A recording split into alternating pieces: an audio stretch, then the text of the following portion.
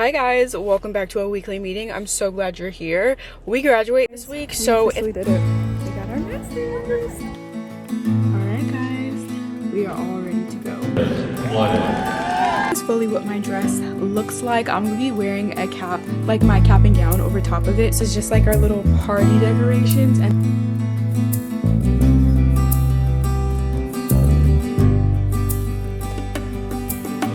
it's a few days later. It's officially graduation day. This is my cap. It says God be the glory because that is literally all I could say about this graduation process and the process of my master's degree. I hope you guys enjoyed my capstone, and if you were interested in what I did like a focal work on in my master's like in English program, it was mostly on the intersection between race and religion. So that's why my capstone is about Phyllis Wheatley, a black slave poet, and her specific poem that talks a lot about Christianity and her journey and run-in with Christianity. But I'm about to get dressed and get my little outfit on, so I'm gonna have to show you guys it. But I did my nails yesterday. I did it myself. I did my hair myself. I just plucked my eyebrows, did a little bit of skincare. I did all the prep this year for my like self. Last year, no, not last year, but low-key a year and a half ago when I graduated with my bachelor's, I think I got my hair braided, but then everything else, I did my lashes, my nails, makeup, all that myself. But also, this is the little grad shoot setup that my mom and my sister did.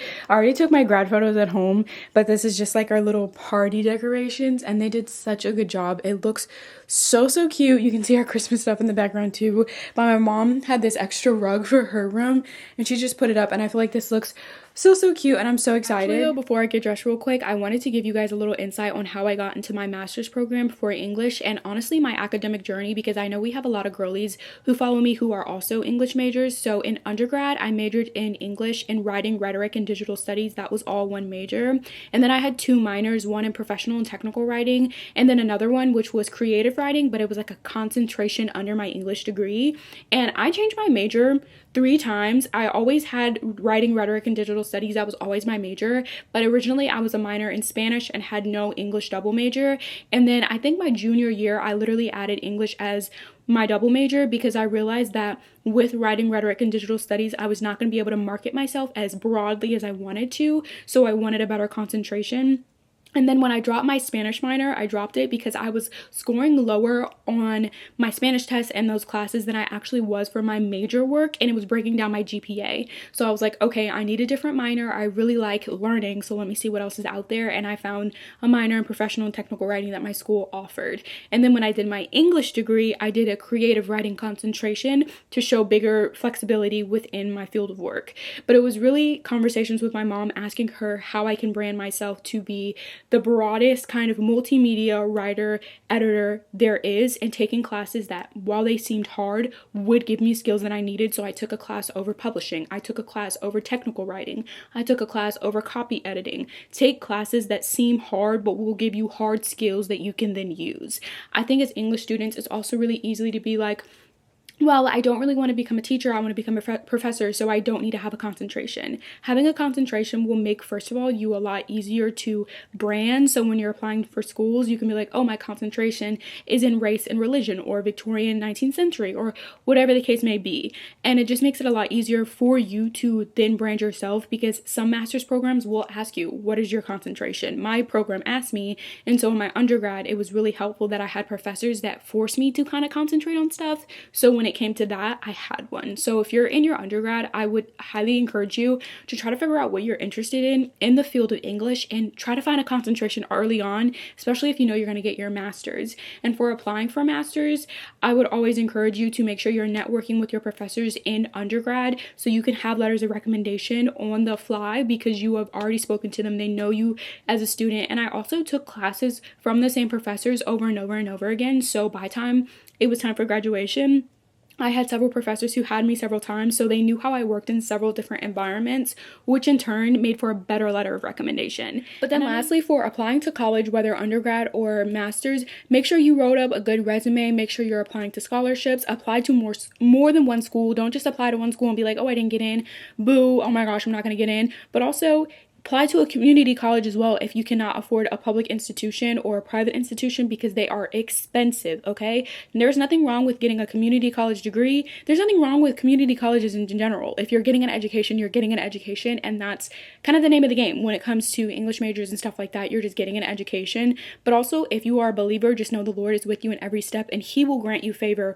over your degree program. It doesn't matter if people are like frowning upon you because you went to this certain institution. You have the Lord's favor on you, okay? But just applying to schools, make sure you have a really well-written resume. Make sure you have writing samples. And really make sure you're taking your time to read over every question that's in the application. And once again, for like master's programs specifically, make sure you're networking with your professors and you're talking to them about the best master's programs. Figure out how many years it's going to take. Really pay attention to your degree audit and how many classes you're going to take and whether it's hybrid, virtual, in person. Make sure you're clocking all that tea before you just say, oh, yep, I'm going here, because that's the type of stuff that'll make or break your program. And yeah, I think that's all the lore I have to drop, or advice rather I have to drop right now. But if you guys ever have questions about master's degrees, whether or English degrees in general, undergrad, masters, please feel free to ask me. I really want to make sure that I'm not just gatekeeping all the wisdom that's been poured into me and my family. Everybody goes to college. Let me say that right. Everybody goes to college. So I'm not by any means the first generation. My older sister went to college. My other older sister went to college. I went to college. My little sister in college right now. My mama went to college. Like, everybody in my family's gone to college, so this is wisdom that is years in the making, and that's been really refined over time. So if I ever can give you guys any college advice, or if you're curious about anything, please let me know, because I don't want to just gatekeep all the wisdom and educational just tips and tricks that's been poured into me if there's someone else who could be benefiting from it, okay? Period. Okay guys, we're now getting ready. I have my dress on. It is this really fun whimsy looking dress. I have a red heart and it matches my nails and colors perfectly, so let's do our makeup. I'm gonna crank my gospel up and praise while we do makeup, so don't mind me.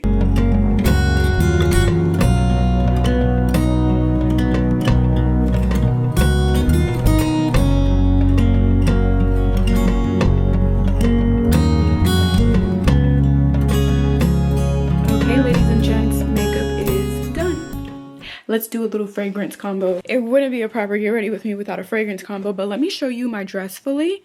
So this is fully what my dress looks like. I'm gonna be wearing a cap, like my cap and gown over top of it. So I didn't worry too much about like making sure that it was completely smooth or anything, but it's very comfortable and it's very cold in Texas, so this will be perfect. And I have these star tights on that are just so cute too. I love the detail. But for fragrance, I think I'm trying to figure out if I want to do the powdery vanilla that has notes of pink pepper in it, because I feel like that would just be tea to wear on graduation day, because like that's a statement. Like that's really a statement scent. So I feel like I may do that and just honestly, yeah, I may do this and pair it with a nice little Mod Vanilla. Mod Vanilla is one of my favorite go-to vanillas. I got it from Ross. It's Ariana Grande's body mist of her actual perfume, Mod Vanilla. Whew, that was a lot to say, but I think that's going to be the fragrance combo. I'm going to put my cap and gown on, and alright guys, we are all ready to go.